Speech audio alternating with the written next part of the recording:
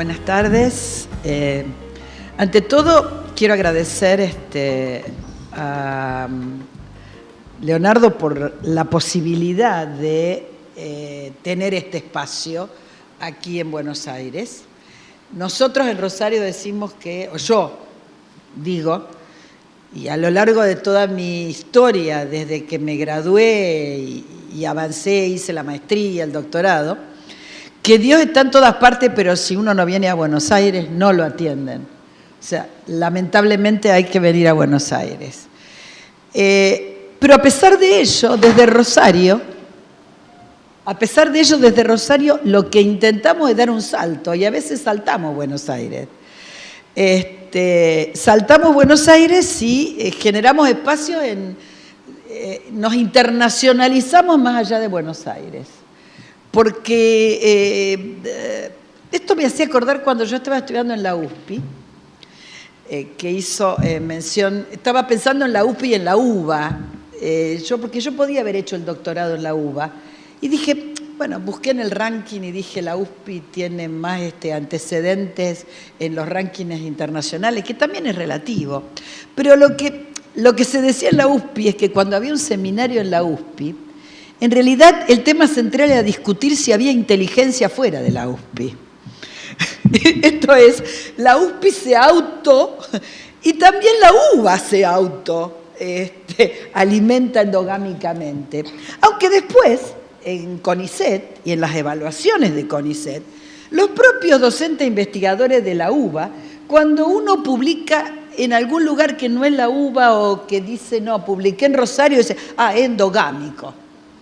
Digo, hay toda una contradicción que cuando uno tiene oportunidad la marca. Yo siempre he luchado contra la corriente, por eso elegimos temas como África y Asia para nuestra investigación. Y por eso además yo creo que más allá de mi propio empuje, yo tengo que agradecer inmensamente al equipo de trabajo que hemos conformado con Carla, con Noemí y con toda la otra gente joven de Rosario que ha puesto esfuerzo, ha puesto ganas y que muchas veces cuando yo en algún momento bajaba la guardia, estaban ahí diciendo no lo hagas, seguí adelante. Y Carla, en eso yo estoy inmensamente agradecida, porque a Carla ha sido un soporte en un montón de espacios y de pasos que yo he dado. Pico es más joven, pero Carla, tenemos 15, no sé cuántos años que trabajamos juntas, con toda una serie de investigadores de CONICET que trabajan temas de esta línea, que no son del mainstream. Yo recuerdo en algún momento, yo empecé a trabajar África, con esto voy a declarar mi edad, lo cual para una mujer también tiene sus... Yo empecé a trabajar África en el año 75, cuando tuve que hacer mi tesina, digamos, de grado, y cuando dije, pero ¿cómo? Sistemas políticos africanos, no hay nada escrito, nadie trabaja nada. ¿Cómo puede haber un vacío de esta naturaleza? Obviamente siempre me enganché con los desafíos y empecé a trabajar África y no alineados en la década del 70. Y en realidad mi preocupación principal fue no alineados, pero después vino el proceso militar y trabajar no alineados era mala palabra, porque obviamente se veía como marxista, leninista, rojo, etcétera, etcétera. Y entonces, bueno, si uno trabajaba África era más ascético dentro de lo que se podía. Y ahí fue donde entré en la dinámica de lo desconocido. Y bueno, en el 78 puse mi primer pie en Dakar, Senegal, invitada con un congreso con un fax, con un telefax. O sea, que en ese momento una joven de 27, 28 años se fuera al África con un telegrama, un telefax que decía que estaba invitada a un congreso sobre integración en África Occidental, bueno, era un desafío. Mis padres casi me querían atar para que no fuera. Bueno, y ahí empezó la historia de empezar a trabajar África como un desafío, porque había muy poco. había alguna gente,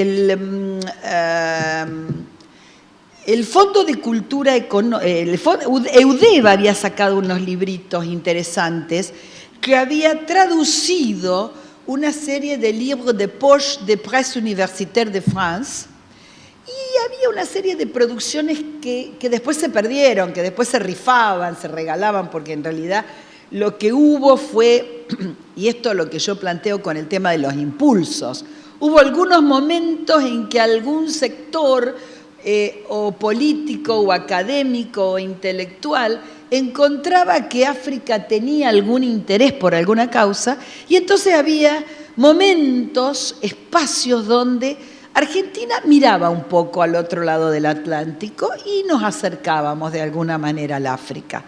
Pero todos estos impulsos se perdían porque no sumaba uno sobre otro, no eran acumulativos como por ejemplo lo fue la política africana de Brasil.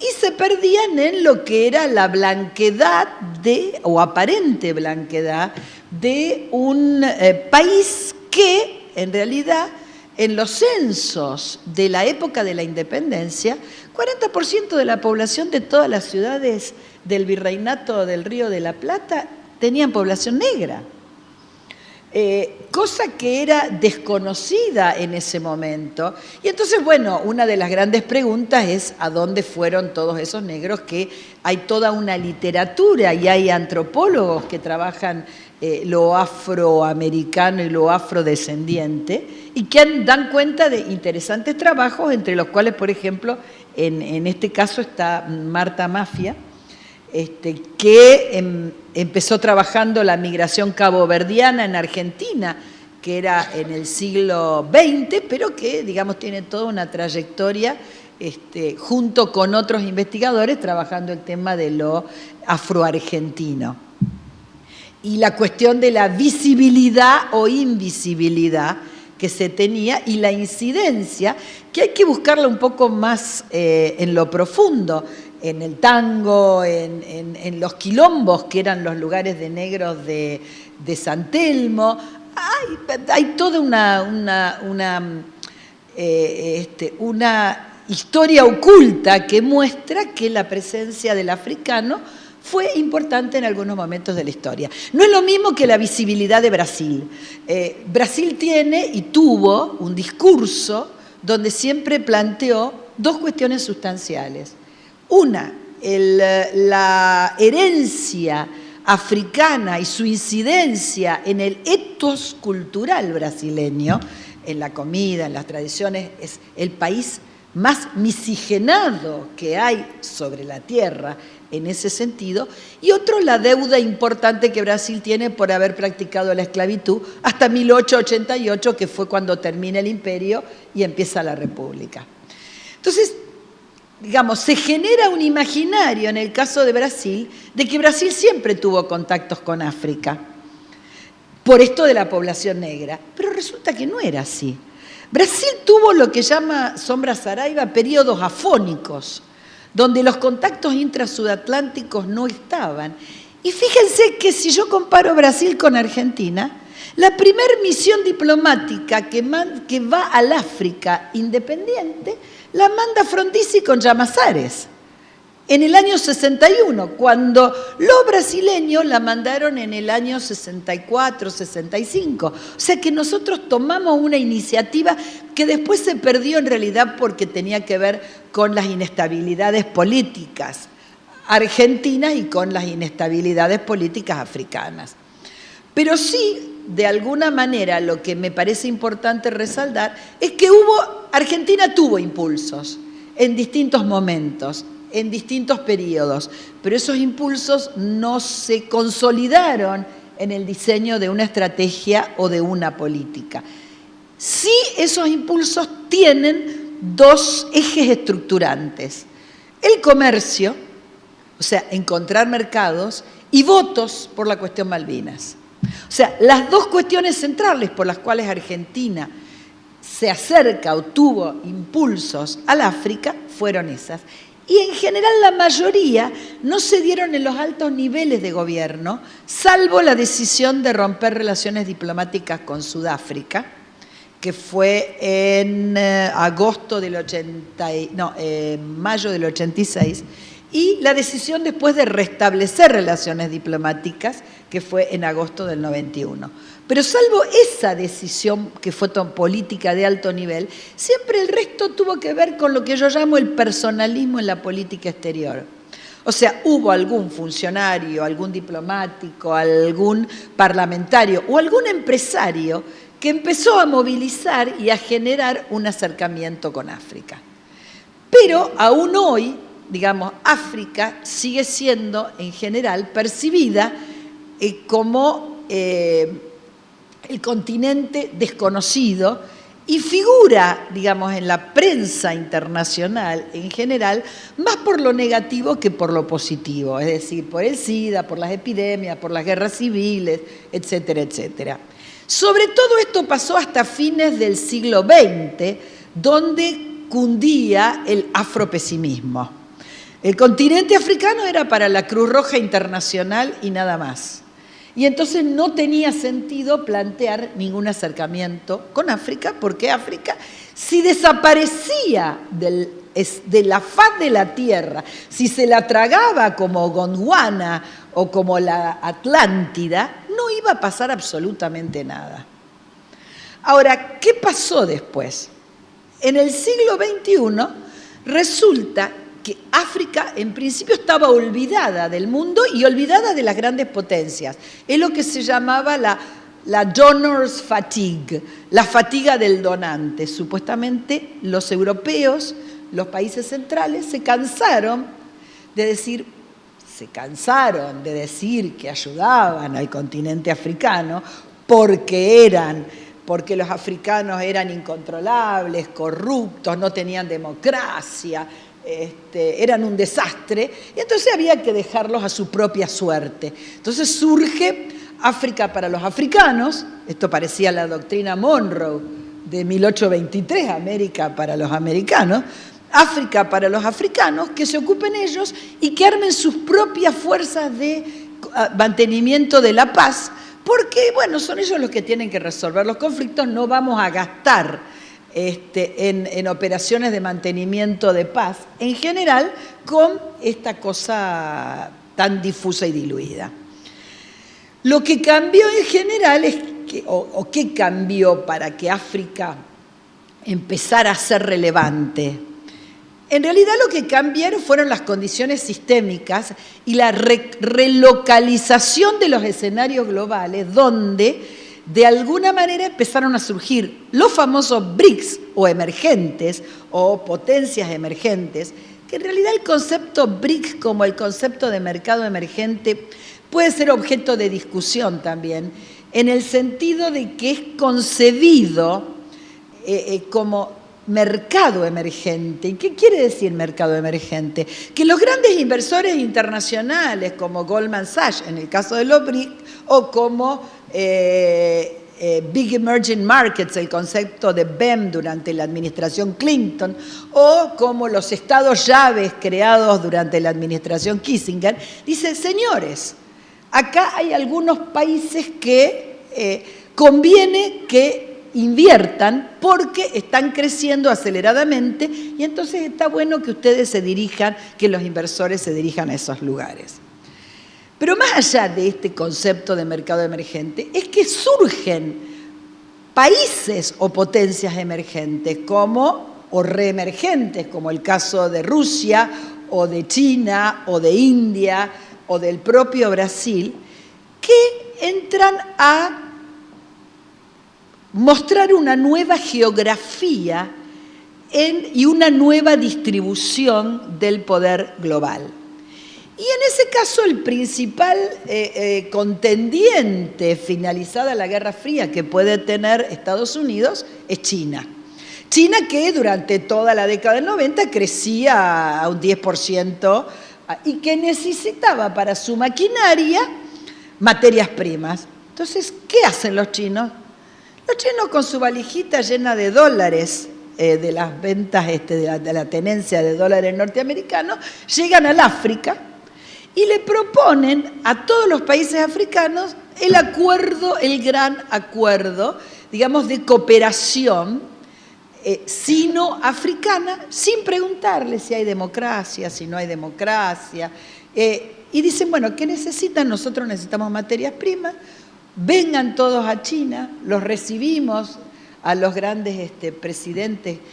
Y empezó un desembarco chino en África, que generó además que también India, que necesitaba recursos, fuera al África, y junto con China e India, el Brasil de Lula recupera el impulso africano que había bajado con Fernando Henrique Cardoso, y tenemos que el afropesimismo se pasa al afrooptimismo. En realidad las materias primas las tenía África siempre, no es que estaban ocultas y que de repente hubo un redescubrimiento. Lo que empezó nuevamente en el siglo XXI fue un nuevo proceso de expoliación del continente africano, donde se medía crecimiento económico y no desarrollo. Pero las figuras, los datos estadísticos, mostraban que África era un continente donde de repente, de la noche a la mañana, los gobiernos que no eran democráticos pasan a ser bastante democráticos, donde los gobiernos que eran impredecibles pasan a ser confiables. Y hay todo un cambio de paradigma, porque además los propios países centrales, Europa y Estados Unidos, vuelven al África que habían abandonado.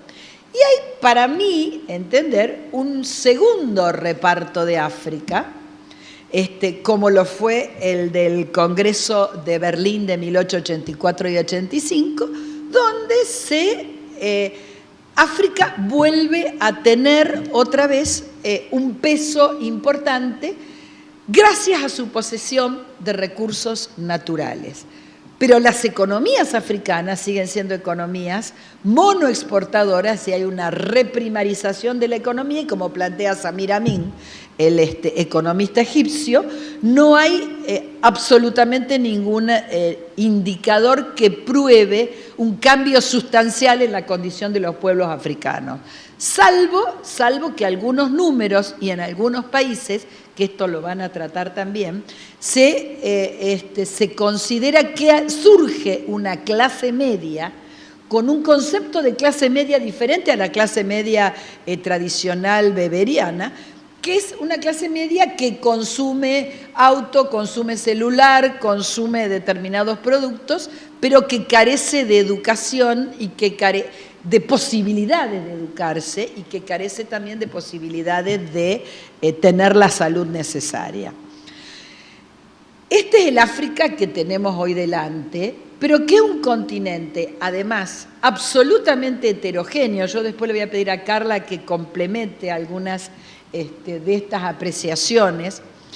Y es un continente absolutamente fascinante, que tiene, como lo planteó muy bien Abraham, contradicciones en sí mismo. Es un continente donde la miseria convive con la extrema riqueza, pero donde también el ser humano tiene dignidad.